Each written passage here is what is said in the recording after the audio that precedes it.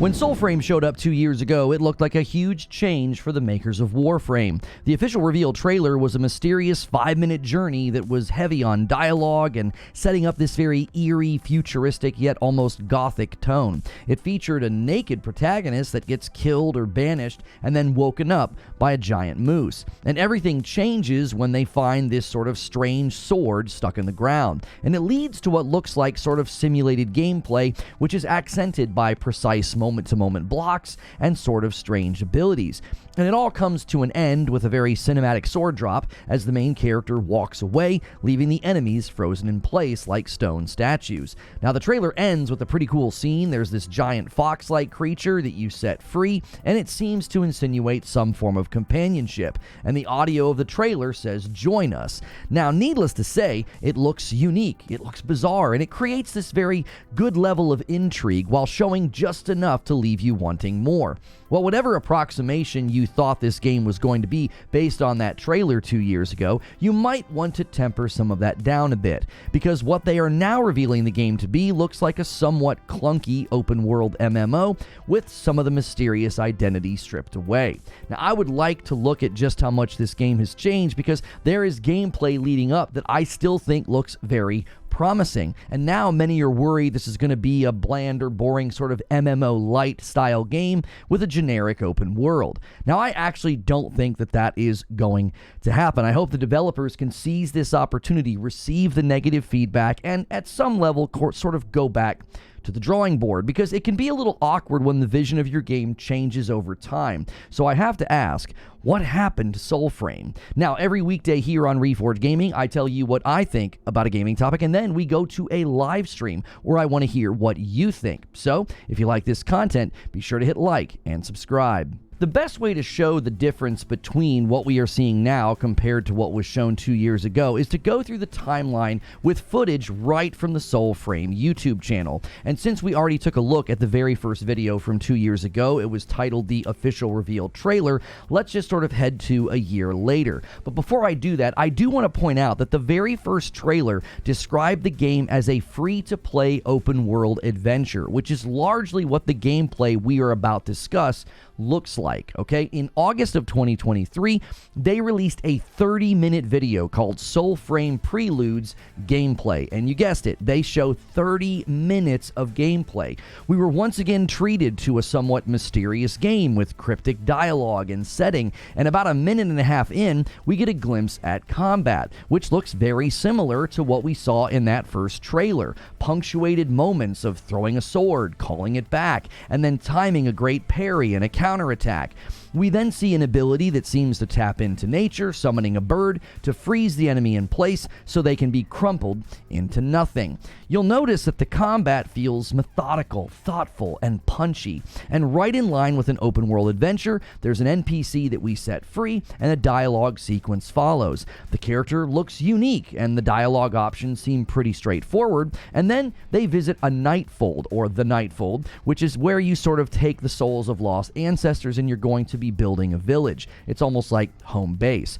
It is here that we get a glimpse into the RPG mechanics, as the person showing off the footage indicates that they are building more of a role-playing game this time. And you can see it's based on the 3 virtues of courage, spirit, and grace, which is how you're going to be able to customize your character and playstyle. After showing off some customization, they explain how changing your pact will actually change your magical arm with the omen beasts from the land in the game. So you're sort of connecting with nature and harnessing it to use abilities. About 7.5 minutes into the demo, we get a glimpse of co-op gameplay, and it's actually a lengthy sequence. You will notice it feels very handcrafted, almost Dark Souls dungeon-like. Even when watching the co-op partner fight, there is a sense of one-on-one grit. And they sort of proceed through the dungeon. There's treasure, there are stealth kills, they use more of their abilities that leads to sort of the crunchy crumbling of the enemies.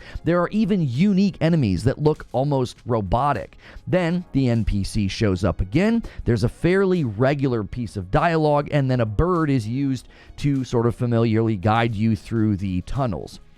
It all has a great feel to it. It's this wonderful blend of handcrafted scripted encounters where you discover things like a flaming sword, but it's in a way that feels organic, like you're discovering these things on your own, even though it is somewhat linear. Finally, at 14.5 minutes, roughly halfway through the entire video, we get to see the fox companion in action. It is summoned, it attacks, and it flings an enemy, and it leads to what everybody was probably hoping for. Yes, you can use the fox as a mount. The thunderous sound of the fox's paws really delivers on what everybody loves in a good RPG, riding on a giant mythical beast for traversal and travel. Now, up to this point, not once has the game felt generic or even remotely like an MMO. The world, the characters, even the animals, they all have this very unique feel. Combat feels weighty and punctuated by abilities and powerful executions. There's a really great combat sequence around 19 minutes into this showcase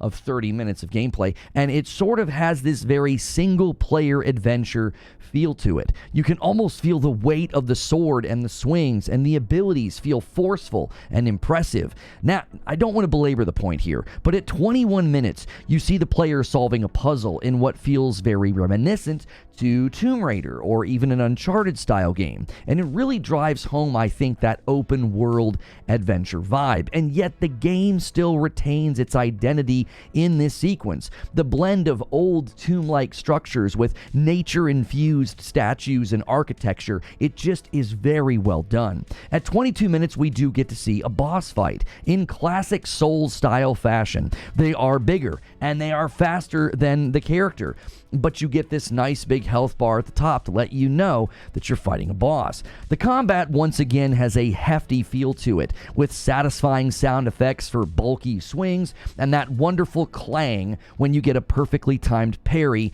to take place. And the weight behind a parry just looks great as the enemy's weapon is thrown back and their balance is momentarily disrupted. While it looks a bit slow and a bit clunky, it looks satisfying when mastered. All of this leads to what you might have seen in a separate video. There is this stag fight, a grotesque and deformed looking creature that is likely meant to be the thematic inverse of what the protagonist is all about, becoming one with nature and using nature to destroy evil, and this torment stag is the opposite of that. It is nature twisted and deformed into an evil being. I love the subtle storytelling done with things like this, and the combat once again really looks good, albeit slow and clunky.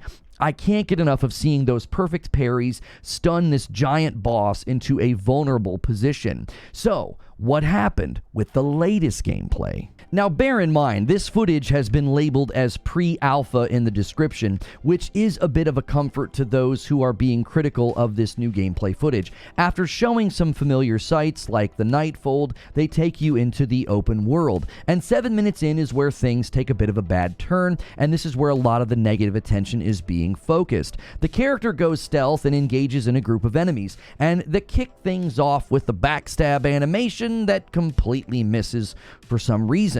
And the ensuing group combat feels, well, the best words would be awkward and floaty. It feels like a clumsy mix of heavy Souls-like combat with open-world MMO enemy group fighting. It honestly robs the game of some of its uniqueness, and it smacks of a somewhat generic MMO open-world encounter, which is fine. I don't think every fight needs to be a named boss with a well-crafted arena to fight in, but this isn't the only concerning section. There is a boss fight with an enemy named Nimrod, and it feels far less tight and crunchy as the earlier footage that we looked at. There's more of a floaty or unwieldy section with the camera. It sort of zooms in, and the character movement has sort of a stiff, almost uncoordinated feel to it. The other thing I have to point out is that some of the areas now feel more generic, like just sort of any open world MMO with trees and forests to walk through. And now, again, that's not a huge issue, but it does feel like some of the game's identity has been a bit lost or flattened out,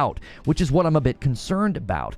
will these two ingredients mix well together? Very intentional, moment-to-moment, Souls-inspired combat with cool abilities in a somewhat open-world, MMO-light feeling world. It can lead to an inelegant or bungling combat where you don't feel like this thoughtful and graceful warrior, but a clumsy and slow character with rigid movement. So, where do I stand with the game right now? It's hard not to feel like we may be looking at another game that has degraded over time and sort of lost its way. A mysterious and handcrafted, unique game is starting to look generic and unpolished. But that's not the end of the story, and the developers have certainly earned a lot of goodwill with all their work and passion poured into Warframe. Let this be Soulframe's ugly Sonic moment, where the strong negative feedback drives them to revisit foundational aspects of the game, because I honestly think this game has a lot of potential.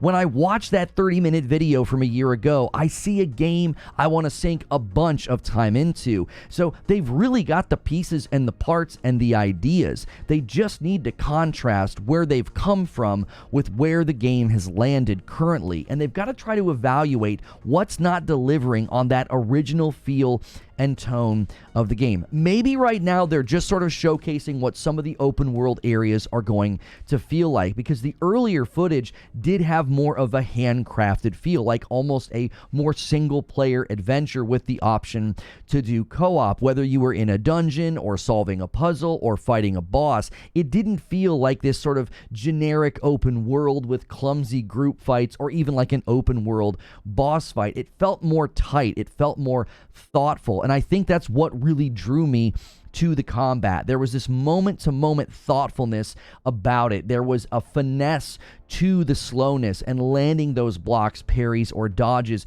really felt rewarding. Just, again, seeing the enemies sort of off-put on their balance, or their big, huge swings perfectly dodged or parried away. It really had a satisfying feel to it. So, listen, at the end of the day, I think this game is still somewhat early in development. I watched a video by Reforge Gaming. He says they're only a couple of years in. So hopefully we're seeing sort of the halfway mark when things aren't quite polished, and we're just sort of maybe sensing those rough edges, because if they can polish it and deliver a feeling that is very close to what they showed a year ago, it's a game that I will definitely be checking out and pouring some time into. But those are just my thoughts. Now it's time to hear your thoughts, and you can do that in a comment below, or you can come to the live stream that follows this video. We pin a comment below as well as a card that hits right here. And if you like this content and you want more like it, please remember to like, share, and subscribe.